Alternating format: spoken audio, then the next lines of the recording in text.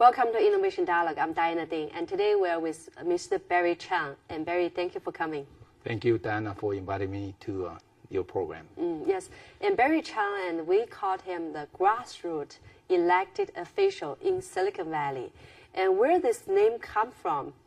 Because I listen to the constituent, to the grassroots community, and then I fight for their right, and that's how I earned the reputation. Actually, Barry Chang right now he's a Cupertino City Council, and he decided to run for the California State Assembly. Right. So why you decide to run for this position? Because as you know, we just approved Apple's Campus 2 project, that spaceship project, Steve Jobs called it.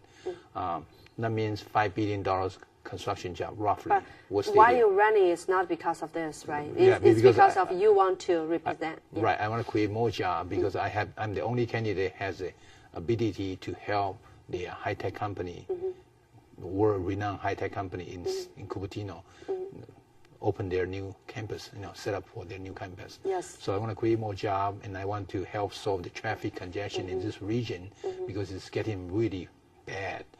And then the third one is I'm the only candidate that has 8 years school board experience, so I can help improve the public education. And I've been fighting for the environment, on the bringing Lehigh Southwest cement plant into compliance, and so that's also protect public health and safety.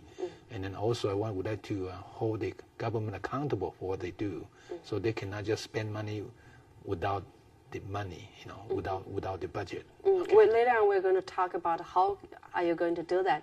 But what is the state assembly? What's the responsibility for this position? State assembly is only 80 of them in the whole state, and then so they're responsible for the entire California budget, and then the California direction, which way we will go, how to lead it to California for the future.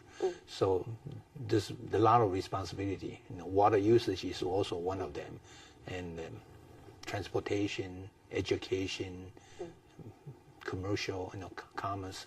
There's many. Yeah, but today when you're sitting here, because we know so many people, elected officials, that they are working in the politician field. But for you, people always think that you don't look like a politician. You don't look like should be in this field. Well, because you are so direct and you don't follow the rules. You play your own game sometimes. Right. So American media actually called you abrasive. You have an abrasive character. So what do you say about this? I'm really fairly straightforward. Everybody can read my mind. All my council member, my school board member, they say, we know what he's going to do, what he's going to say. Because I don't, unlike ordinary politicians, they want to get along, go along. I don't. I want to get the job done right. So if you want to get the job done, especially get it done right, sometimes I have to offend people. You cannot please everybody. Right. You cannot please everybody. But who are the people you would like to please? I want to do it for the grassroots, for the community, and that's how I earned the name grassroots politician, because I listen to them and then make a decision independently based on what the best for them, for the people, and that's how. But sometimes maybe it may not be the best for you. So how can you handle the situation, like the cement plant? Well, I know, like cement plant, when I ran, all my supporters say, no, don't send out the fly about the Lehigh Southwest cement plant because they're pollution. But I say, it's okay, even though if I don't get elected, that's not important. But because the pollution, people need to know. We need to bring them to the compliance with the law. If you and I has to obey the law, why we let them, violate all the law and then pollute the air and it impact our health and our children's health? So that's why I do it. So every decision I never think about what's going to do for me. Is that going to be good for me? What I'm looking at is what's the best for the people first. Okay, and that's what the elected officials supposed to do, because we are so-called public servant, right? Public servant means we serve public, not serve ourselves. So I really like your concept. I hope that you can continue, be like by who you are. Always keep your words. And you are famous for keeping promise and accomplish goals. Besides the cement plant, what other things you have done? Can you give us some example? Right. Another example is the dog park issue. When I ran at that time, Cupertino had very divisive. Someone want to have one of the council member want to have the dog off leash on every park in city of Cupertino, and majority of the number of the residents is afraid that the dog may get loose, may injure the other dog or may injure the children in the park, and then so it's very divisive. Okay, and then it's fighting between both sides. So I make a promise that I will handle the dog park issue to the best interest for all the people. And then end up we built a dog park on Mary Avenue, and a very, very nice one, nicely done. So now both sides are very happy. Okay, yes. I met the dog people, and myself, I have the dog. You are the dog people yourself. Yeah. I'm the dog owner myself. Yeah, yes. Yes. And then her name is Latte. It's a small Lhasa Apsos dog. Good, good. 20-pounder. Yeah. So you know people's need, and so solve this problem. Right. And we're talking about the Apple Computer campus. I think there's always a conflict. Like you want to create more job, right? Which is good when Apple have a bigger campus. But on the other hand, when you got more job and more people coming, the traffic is going to be really blocked. So how can you at the same time solve the traffic problem? Right. So on the surface, you saw we approve it, and Apple agreed to it, and Apple commended me what I have done. He said, Council Member Chang, you thinking big. Apple is always thinking big. Yes, we do know there's a traffic problem, and then we do know there's other issue. So Apple asked me to meet with them, and I met with them in private more than 10 times, negotiate with them what need to be done, and then they come out agree to. We understand the traffic is the regional issue, okay, and then so we got to help. I asked them to help, to come out and help, and they agree. And then originally I was asked them, say, you need to pay for this and that for all the traffic issue. They said, no, we are just one company in the entire Silicon Valley. Yes, and now, we cannot take all the responsibility. Right. You guys should. Right. Yes. But then you cannot do that because, well, you should do it, I should do it. Then no one really do it, right? So that's fair. That's fair comment. So I say, if you can come out and help solving the entire region problem, then we'll find a solution for it. And they agree. So that's also a win-win solution. There's no candidate can do that. I mean, Apple is the number one, the top. In the whole world. Right, in the whole world. Yeah. And they're a top cookie to negotiate. It's not easy. Okay. Not easy at all. Yeah, every time, I met them more than 10 times. Every time I walk in, is one person, me. Fighting with the whole big, whole group. Huge giant. Yeah, right, yes. They're attorney this, attorney that, they're the director of this, director of that, they're consultant of this, consultant. So it's one person against Apple, 7, 8 people there. Were you afraid? Not afraid, because but I know I have to be very careful, because I cannot say something and then later on they say, oh, last time you say you like it, now why you change your mind? Yes. So I have to be very careful what I say. Consistent. So, right, and very consistent. But I think it's easy for a person who be who he is, like honest to true to your words and true to yourself. So each time you speak the same words, right? Right, because I don't have to worry about that, what I say last night, because that's me. I always say what's in my mind, and then sometimes that offend people, and I know that, but that's the way of me. So what can I do? I'm nothing I can do about it. Barry, you are running for state assembly, so it's much bigger than the city of Cupertino, even though Cupertino is such a famous city because of Apple. But when you become a state assembly, it's a really huge responsibility. So how do you represent people as a state assembly? Right, you have to listen to the people, because we are elected officials. When you listen to the people, you know what their need, and then you have to look at the bigger picture, what would be the best for the entire California, and then you make a decision based on the independent mind. Okay, what's the best for the people for California, not what the best for yourself, not the best for the party. So that's the way how I make a decision, and that's the way I'm going to do it. I will be doing the same way I was doing it. And people say, well, you're abrasive. Yes, I may be, because I'm too straightforward, sometimes too blunt. But I got a lot of many important things done in the past when I was on school board, and when I was on city council, right? So I have no problem with that, and I can do that too. For our state. Just can you tell us something about your background? Why do you think you are qualified? Because as I say, I had a master's degree in civil engineering. I built freeway before, so the transportation issue, I know the transportation, how to solve the transportation problem. And I'm the only candidate who had served 8 years on Cupertino School Board. And as you know, Cupertino is one of the lowest funding school districts in entire California.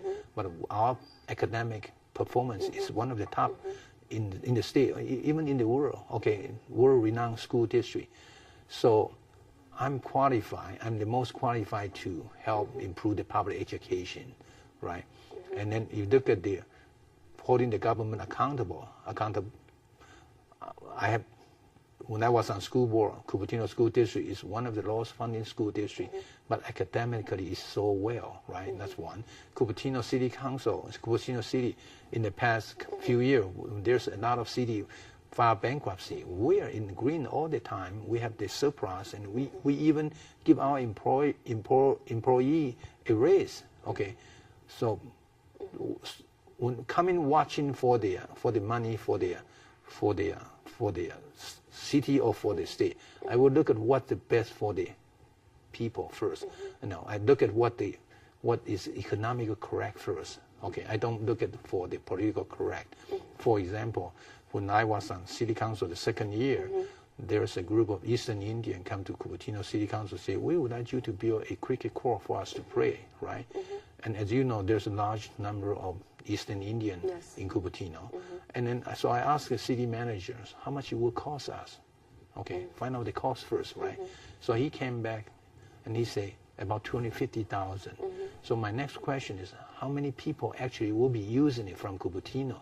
And his reply is less than 10 people. Oh, less than 10 people. Right, so to spend $250,000 for less than 10 people, I cannot vote yes. So I vote no, but I was the only no vote. Okay, 4-1, I lost it. Okay, during the deliberation before we vote, I already said... Why other people vote yes? They don't say this? Well, obviously it's politically correct because there's large population, Eastern Indian population in Cupertino, right? And so it's politically correct to vote yes.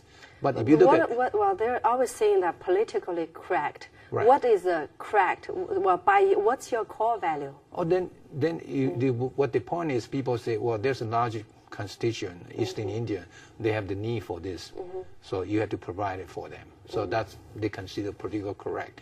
But from my point of view, spend $250,000 for 10 people, economically just not correct, and the government cannot continue doing that. Okay, then you're not really serving the large population, and then you're not doing the right job. And that's what the situation on the transportation in Silicon Valley here. I mean, public transportation is so bad. Yes. I mean, this is the world tech center, okay, high tech center of the world. But the public transportation, in my opinion, is embarrassing. Okay, when I say this, I probably offend a whole bunch of people again. But you're telling the truth. Right, and that's true, right? Yes, yes. Barry, even though you got the passion, I definitely can say this, but you have some very strong competitors. So compare with other candidates, and how do you differentiate yourself? Oh, so just for the most recent situation on the state senator, Democrat, Edward Hernandez introduced a bill called Senate Constitution Amendment 5. It's called SCA 5. Okay, when it come out, and then one of my opponent, he's for the, and that bill is going to introduce race into the consideration for the public school admission. So, which is, in my opinion, will be bad for California and bad for the causing the racial issue, racial tension. It's not going to be good for the state, right? One of my opponents, he's a Democrat. He's always on March 14, he came out to KQED on KQED television. He said he's for it. But 3 days later, on March 17, when he stopped, the state legislature stopped it, hold it. Okay, Then he changed his mind. He changed his word. He said he's against it from the day one. So flip-flop, that's not my style. Okay. The other What is your style? My style is if I say it, if I'm against it, I'm against it from the beginning No to matter the what. end. No matter what. If it's wrong, unless someone can convince me, say, Barry, you're totally wrong. Okay. And otherwise, it's the right thing to do. Why change? Okay. Yeah, so Barry, our show is called Innovation Dialogue. So what is innovation in your field? Innovation in politics, in my opinion, is first one come out to stay for the truth and stay with the truth. Okay, come out, speak out for the truth and for the people, and then stay with it. Stay with the people. Stay with the truth. Okay. The first one, be the first one to come out to speak the truth Right. and stay with the truth. Right. That's not easy at all for Right. for a politician. Yes. And then in high tech, right, like iPad, iPhone, like Apple, why they are so successful? Because the people say they are innovative, they're innovation, and because they have the first product coming out on the market, right? The same thing in the politics. The first one to come out about the issue is important, and come out, stay the truth, and speak out for the truth and stay with the truth. Okay. Yeah, I think that this is very important for us, for the residents, and Right. When you go to vote, and think about who is going to really represent you, to be the state assembly. Thank you so much for being on the show. Thank you. Sure.